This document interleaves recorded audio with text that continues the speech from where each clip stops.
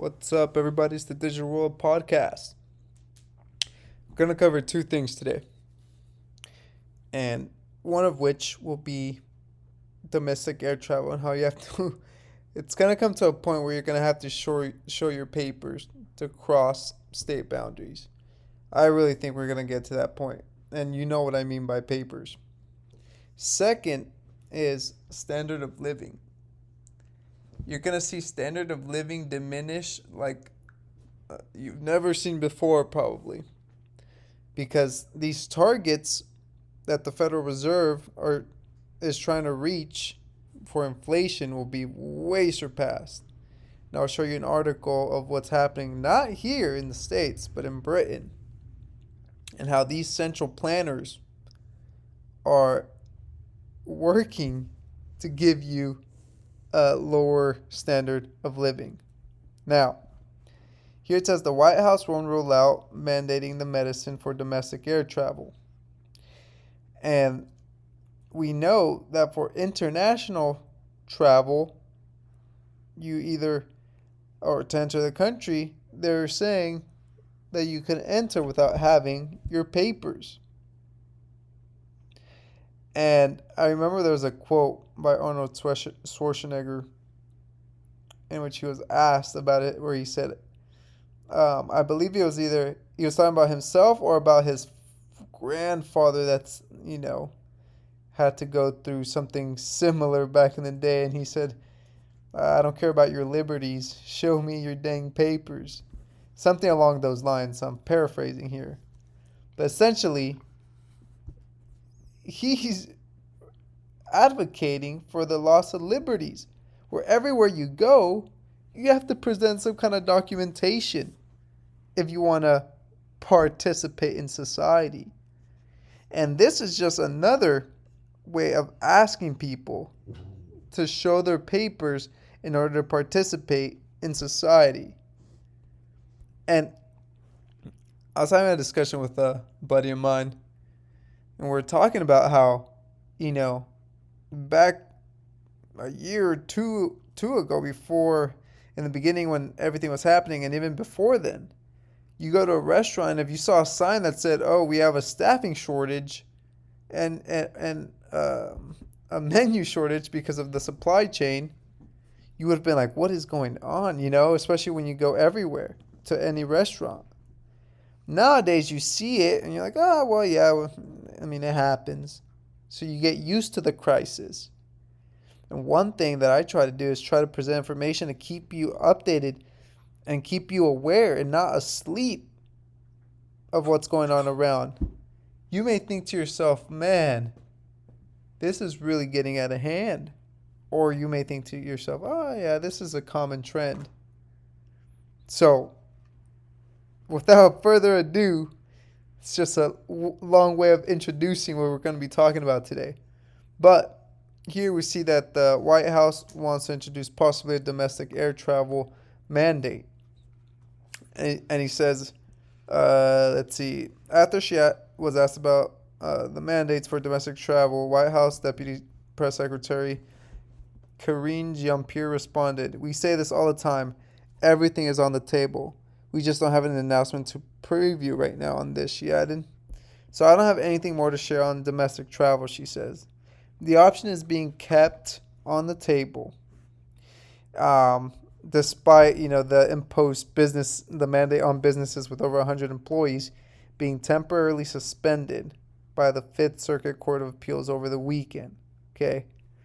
It says the administration has also previously suggested that it could try to extend the mandate to businesses with under 100 employees, impacting millions more of companies.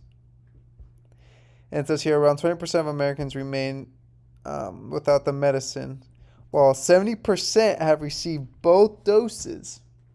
So that just gives you a perspective. It lets you know where things are headed. And the circle is getting smaller and smaller and smaller.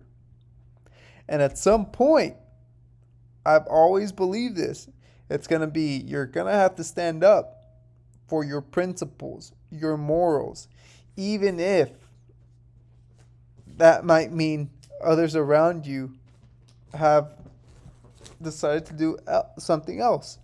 It's going to get really tight. It's going to get uncomfortable. But you're going to have to. I've been saying this. We're at a crossroads in our country.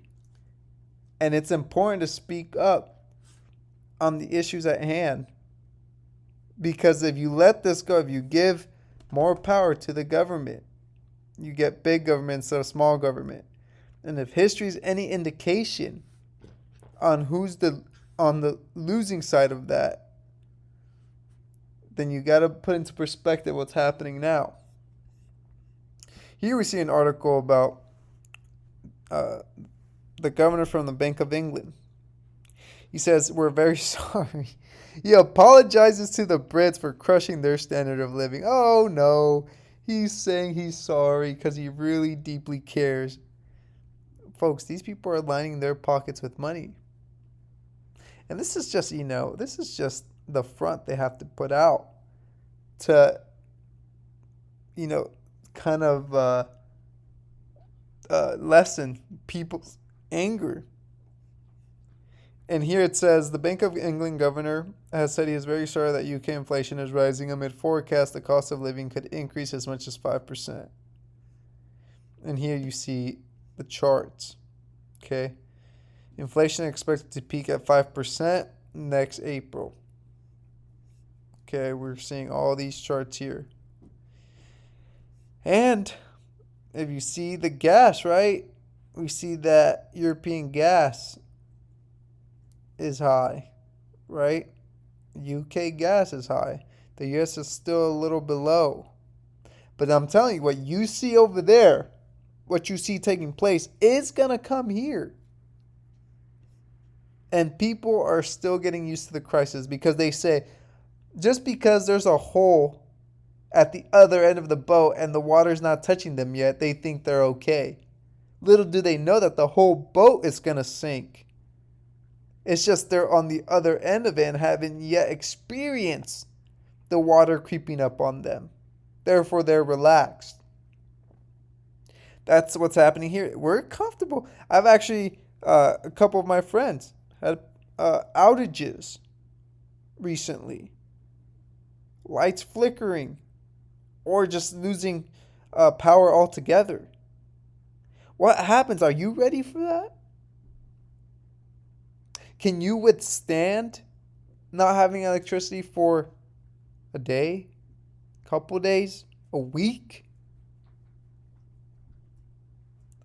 Especially if it gets cold. How are you going to stay warm? Oh, better have good blankets, right? Good warm clothes. That's why it's, if you have the opportunity, if you have investments, right now, if you're not following blockchain backer for crypto, if you're not following other people who are telling you, hey, the market is high right now, there's targets for you to cash out, take some profits, you should be thinking about that.